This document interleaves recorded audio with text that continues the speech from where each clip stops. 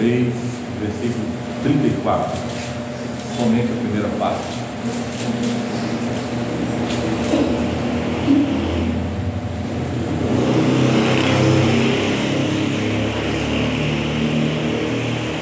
Amém? E dizia Jesus: Pai, perdoa-lhes, porque não sabem o que fazem. Senhor Deus, visita o nosso coração nesta manhã. Nos transforma, Pai. Nós precisamos, Senhor, ser transformados por Ti. Orando a Ti no nome do Senhor Jesus. Amém, Senhor. Amém. Deus, irmão,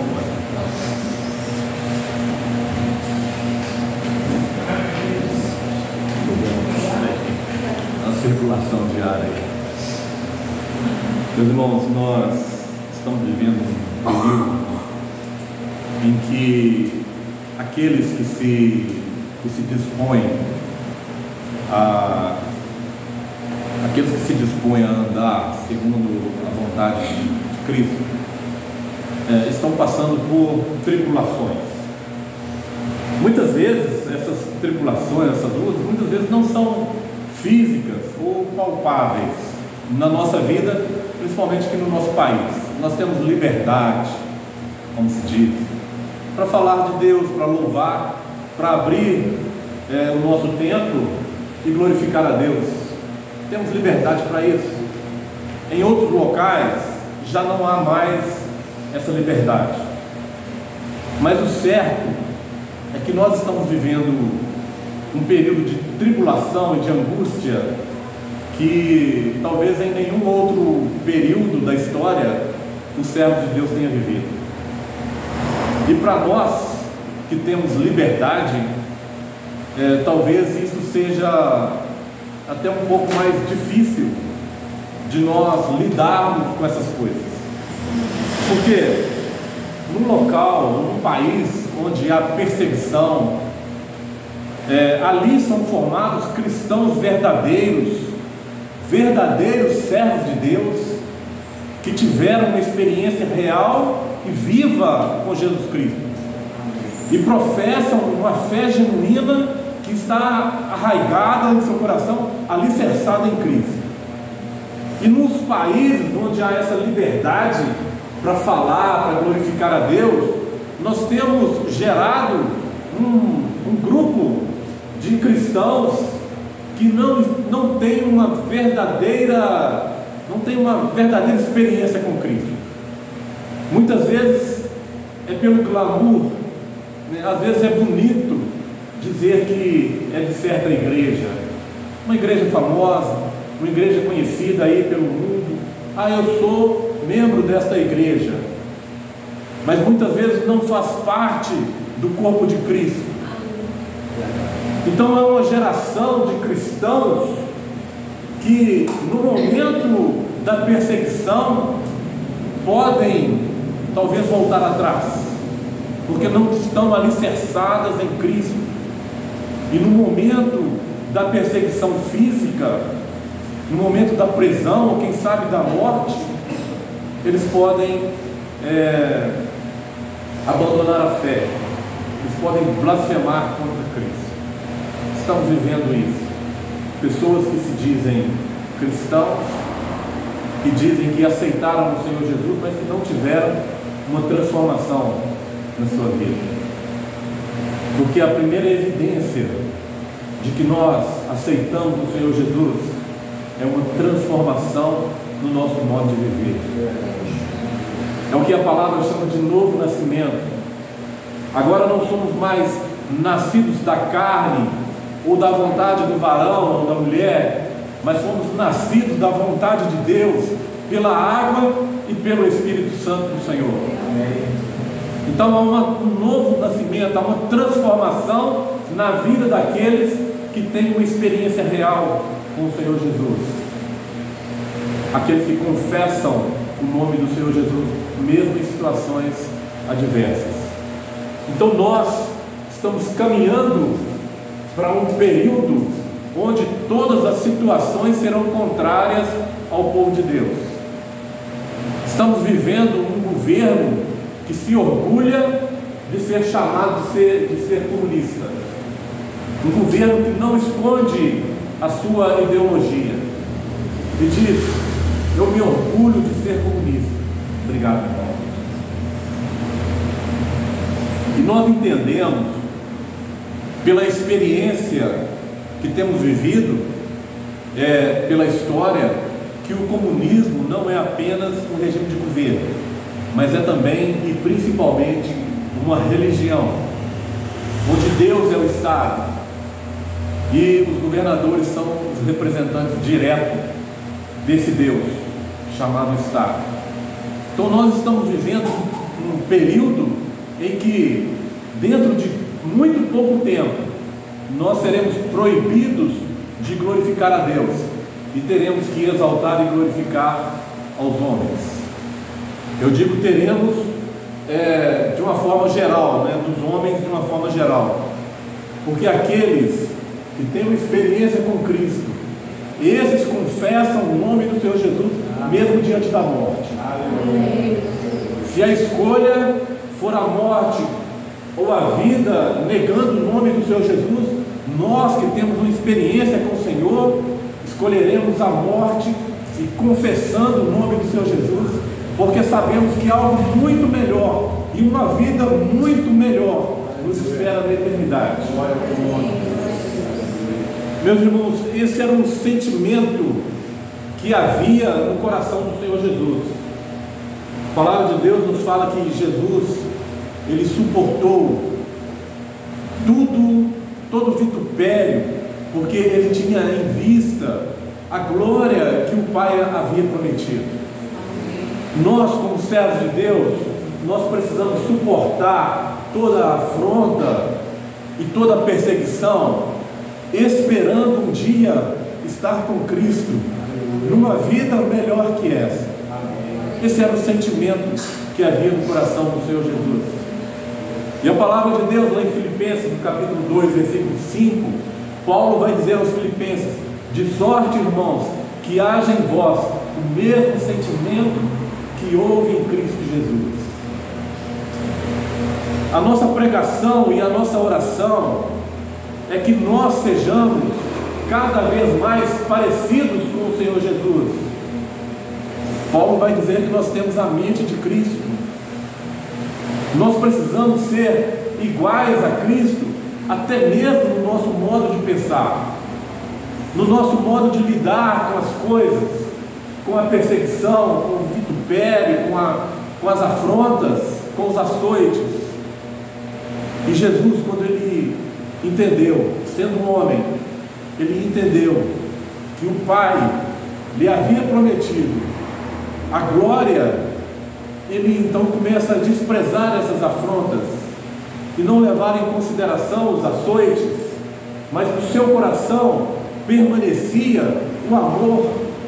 No coração do Senhor Jesus permanecia intacto o propósito que ele tinha quando aceitou o desígnio do Pai de vir a esse mundo para salvar a humanidade. Isso permanecia intacto no coração do Senhor Jesus. O texto que nós lemos nos fala dos momentos finais. O Senhor Jesus havia passado toda a madrugada sendo açoitado, sendo escarnecido e esbofeteado. A palavra nos fala que as pessoas batiam no Senhor Jesus e escarneciam dele e diziam: se tu és profeta, profetiza quem te bateu. E os açoites ali dos soldados, a história nos diz que esses açoites eram tão severos que muitas vezes os órgãos internos eram expostos. O Senhor Jesus havia passado por tudo isso. E na manhã daquele dia fatídico, colocaram sobre o Senhor Jesus a cruz, para que ele levasse. E a palavra nos fala que era madeira verde. E a madeira verde, ela está umedecida, ela é pesada. Então uma pessoa que vinha de um ministério onde ele mesmo dizia: o Filho do Homem não tem onde reclinar a cabeça. Um ministério onde ele não tinha descanso, sempre caminhando, sempre levando a palavra de Deus, e anunciando o reino de Deus às nações, durante 3 anos ininterruptos. As noites passava em oração pelos homens. Essa pessoa, depois de 3 anos e alguns meses, nessa rotina, ele passa uma noite sendo esbofeteado. A palavra nos fala que pela manhã ele teve sede, e naquele momento ainda ele é obrigado a carregar algo pesado e subir ainda ao Calvário. É o que a palavra nos fala. E durante esse trajeto, naquela situação tão difícil, tão complicada, a multidão ainda ali escarnecendo, muitos cuspiam nele e esbofeteavam o Senhor Jesus durante aquele período. Mas no coração do Senhor Jesus permanecia o amor intacto. E quando ele chega ali no local onde seria crucificado, as suas mãos e os pés traspassados pelos cravos, o coração ainda estava intacto, o amor pelo povo. E no momento em que o Senhor Jesus sentiu que Deus, o Pai, poderia fazer algo com aquele povo, em retaliação ao que estavam fazendo com o seu filho, o Senhor Jesus clama ao Pai: Pai, perdoa-lhes.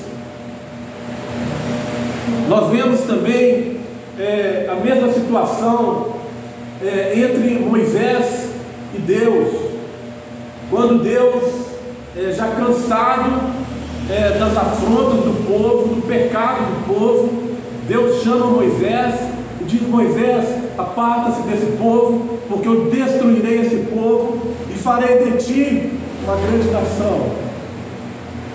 O Pai, Deus, estava pronto a destruir o povo. Também naquele momento em que se crucificava o Senhor Jesus, Deus, o Pai, estava pronto a destruir aquele povo.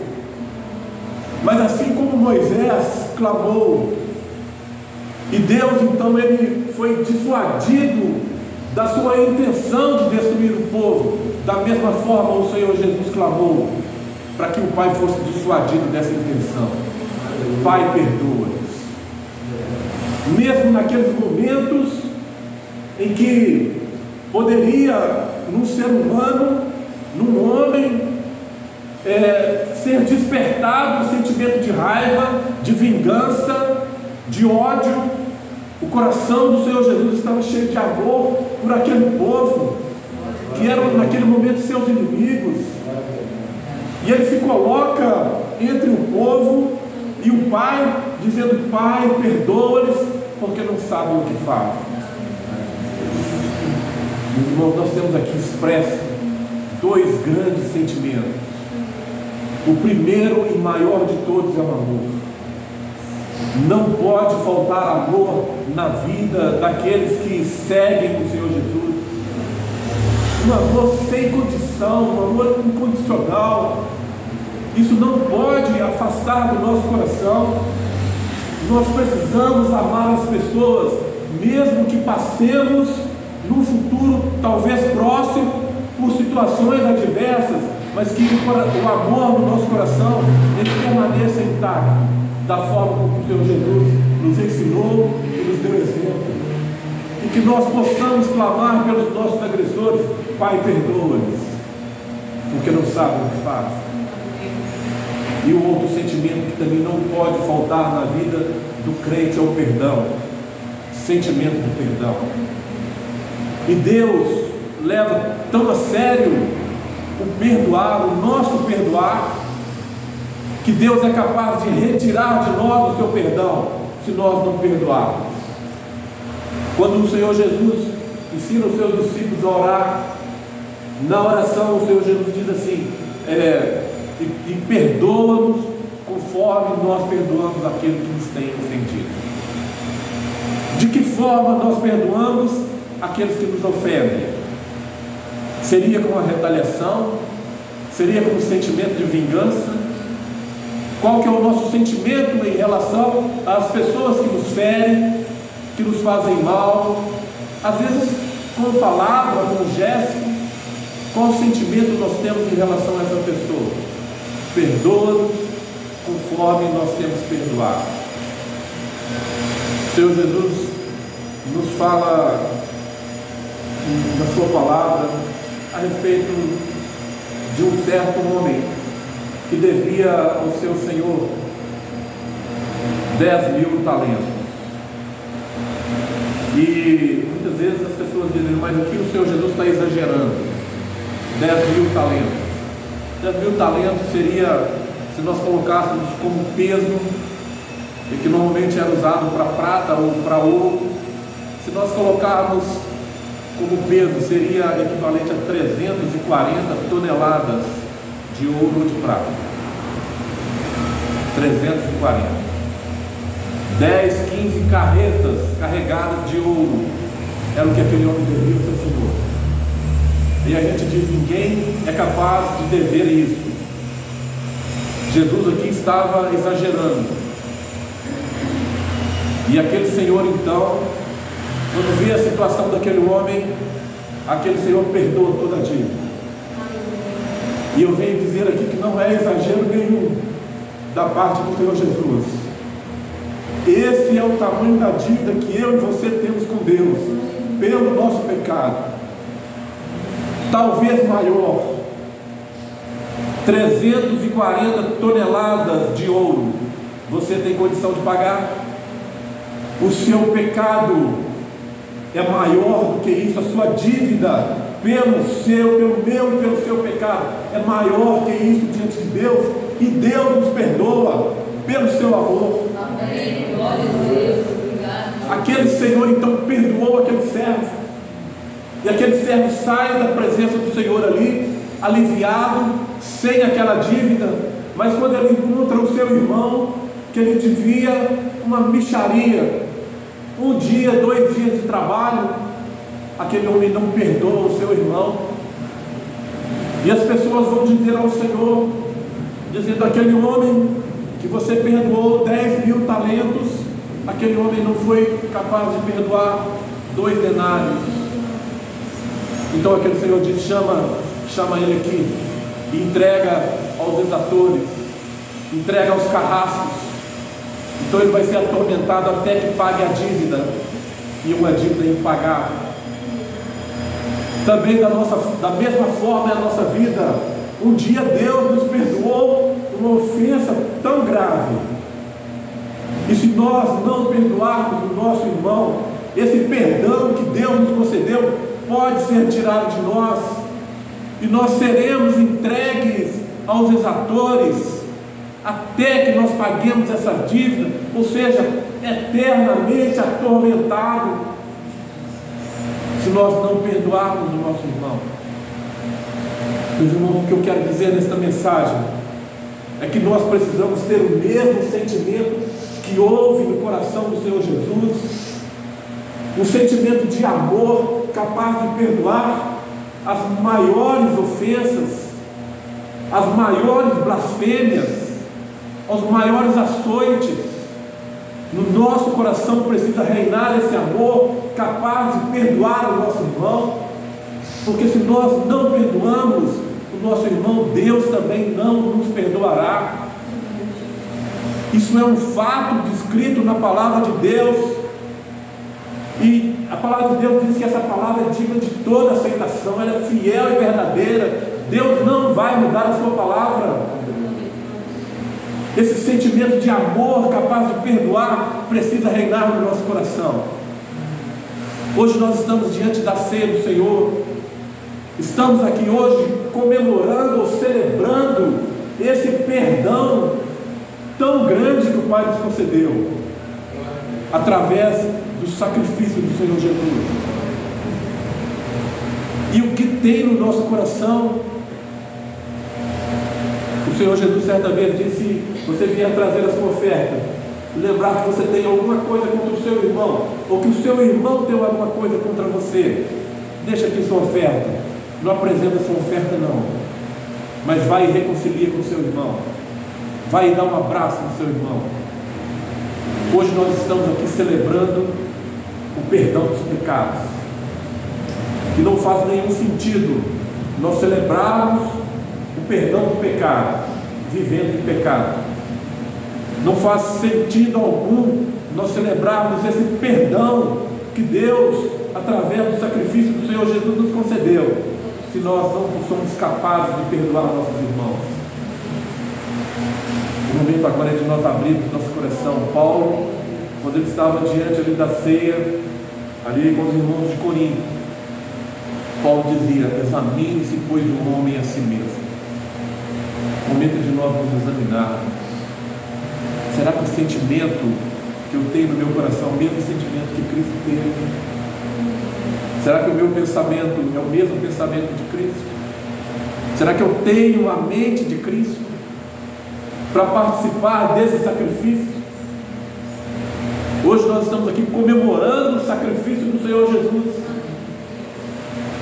Era para ser um momento de lamento, de paixão, mas para nós que entendemos o significado desse momento, nós estamos comemorando, porque foi através dessa morte que nós tivemos direito à vida eterna. Louvado seja o nome do Senhor Jesus.